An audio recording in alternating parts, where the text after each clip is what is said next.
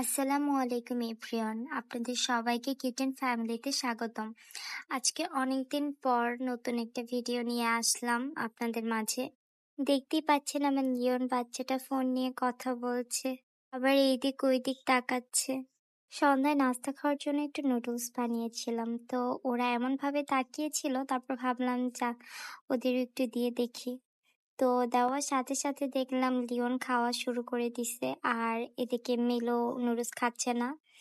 তো ও একবার খাওয়ার পরে ও আবার নুডলস খাবে, তাই বারবার তাকাচ্ছিল, কিন্তু আমি ওকে আর বেশি নুডলস দেইনি, যদি অয়েলযুক্ত খাবার খেয়ে প্রবলেম হয়। তো এভাবে একটু একটু খাবার দিয়ে ওকে ট্রাই করি, যেমন আমি যেরকম অ্যাজ ইউজুয়াল আমি যেরকম খাবার খেয়ে থাকি ওরকম তাকায় থাকার পর আমি ওটা দিই। তো দেওয়ার পরে ও হচ্ছে সব রকমের খাবারই ও খায়।